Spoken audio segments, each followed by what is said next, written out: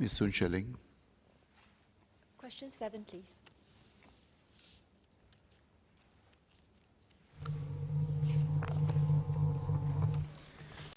Mr. Speaker, sir. Singapore and China enjoy strong and substantive ties, and our multifaceted cooperation have contributed to evolve with the times, deepening and broadening over the years. The China-Singapore Chongqing Demonstrative Initiative on Strategic Connectivity, or CCI in short, is a long-term government-to-government effort that serves as a key priority demonstration project associated with China's Belt and Road Initiative. Launched in November 2015, it has made good progress in catalyzing the economic development of Western China and Southeast Asia by enhancing connectivity in the areas of financial services, aviation, transport and logistics, and information and communications technology.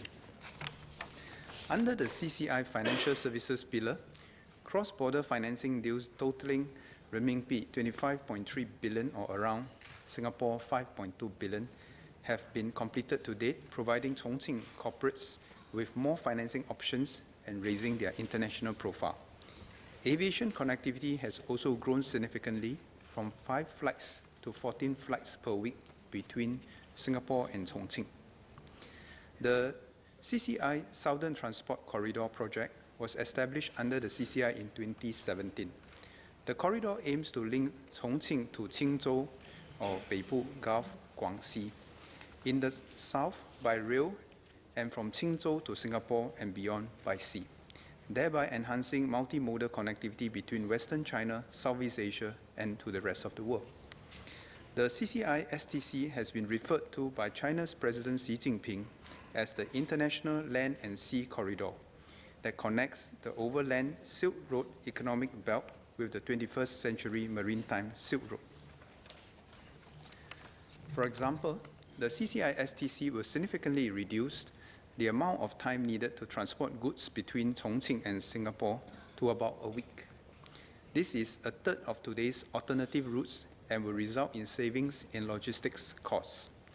Since December 2017, 3 block train services have been commissioned between Chongqing and Guangxi per week. As volumes grow, this is expected to become a daily service.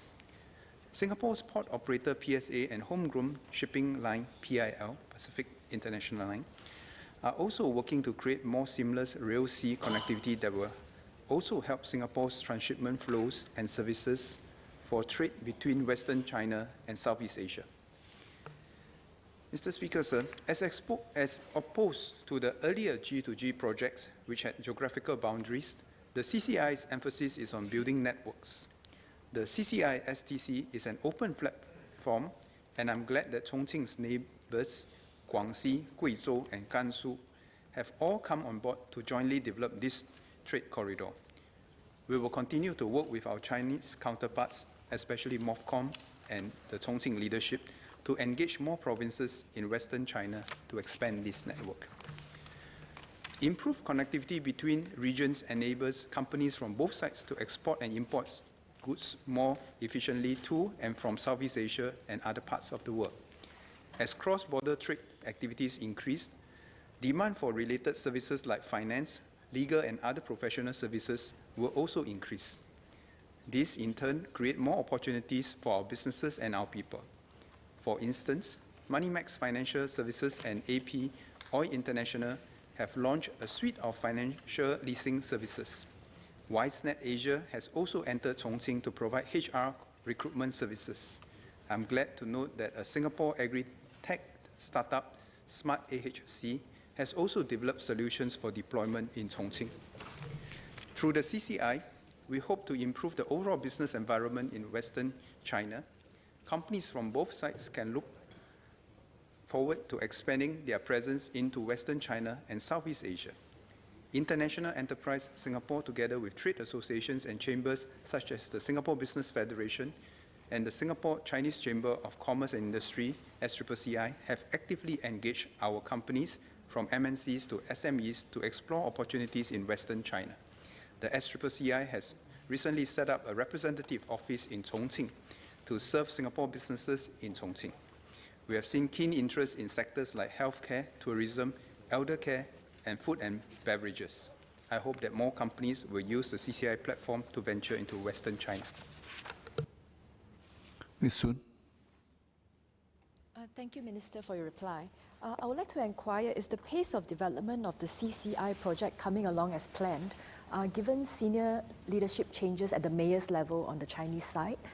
And secondly, what has been the feedback from our Singapore business community who are pursuing projects in Chongqing? For instance, has local Chinese government support been forthcoming? Thank you.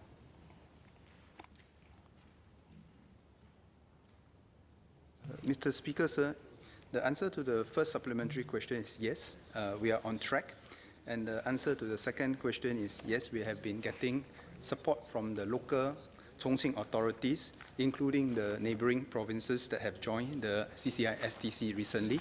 We are also working closely with the central authorities, especially MOFCOM, to bring in more partners.